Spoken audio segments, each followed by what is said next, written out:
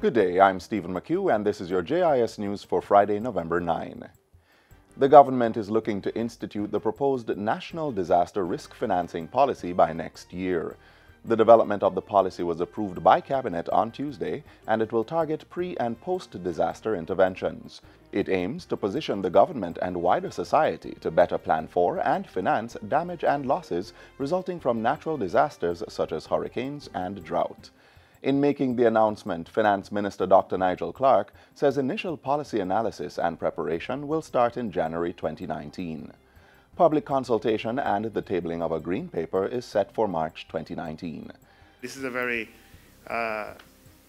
aggressive but necessary timeline because we want to ensure that prior to the expiration of our current standby arrangement with the fund, we have at least a strategy in place, a policy in place that's been tabled in Parliament, debated in Parliament, and accepted, and becomes our national disaster financing risk policy. Minister Clark was addressing a joint public forum with the World Bank on Wednesday, looking at facing the fiscal risk of natural disasters. Documents presented reveal that between 1993 and 2003, Jamaica encountered 26 natural disasters, which resulted in losses and damage of $285.9 billion Jamaican dollars. The finance minister says the policy will ensure disaster resilience and planning becomes part of the public investment approach. He says the World Bank is offering technical support to develop the policy, while the Inter-American Development Bank is providing grant funding. Jamaica's new Building Act will become law on January 15, 2019. After more than a decade of discussions, the legislation was passed this year. It calls for the establishment of a Building Advisory Council, a Building Appeals Tribunal, and a Building Practitioners Board. Local Government Minister Desmond McKenzie says the act will be fully enforced when the government is able to fill the posts on these boards. We have started the process of appointing members to these boards, and we are awaiting the response regarding the nominations of persons to serve from the various associations named in the Act as the contributing partners. Minister McKenzie says the review of instruments, regulations, and procedures stipulated by the Act will also be completed soon. He was speaking recently at the ministry's quarterly press briefing. Students at the Hazard Primary School in Clarendon now have access to sidewalks and a pedestrian crossing, courtesy of the X Marks the Spot initiative. The new road safety features were unveiled on Wednesday. Minister without portfolio in the Office of the Prime Minister, Michael Henry, praised the initiative, which he says will better protect our children and raise awareness about responsible road use. I would remind you all that children are the future of our country. In this regard, safeguarding our children ultimately means safeguarding our future.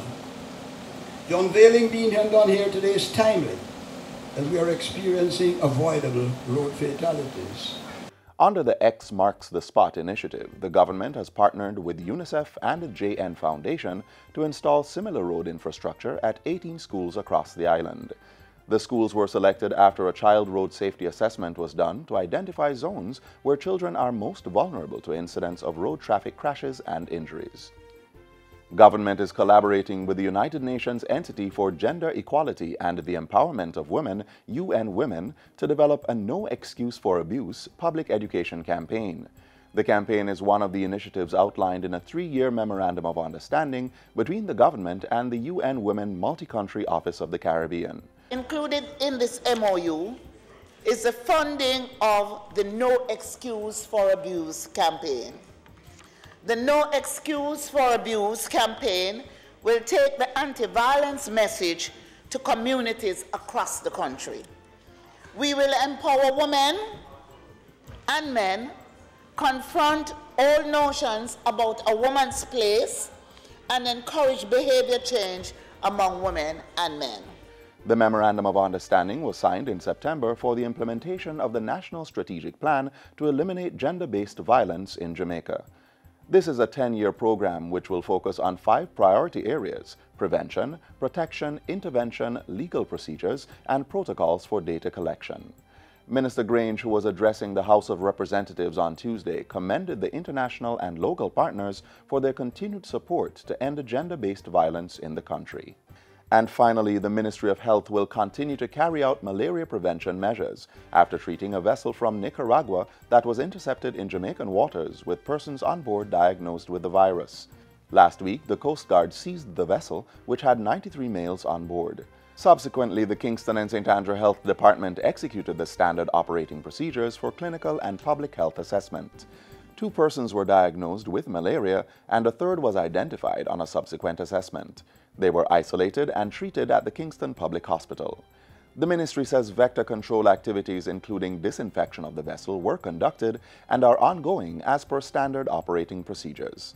Jamaica was returned to the malaria-free list in 2012 after an outbreak in 2006.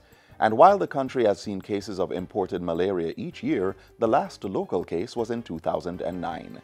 The Ministry of Health is encouraging citizens to help keep Jamaica malaria-free by reporting any unofficial entry of foreigners to public health officials. For further information, persons may contact the Ministry of Health at 1-800-1-LOVE. And that's it for JIS News Today. I'm Stephen McHugh. Thanks for watching.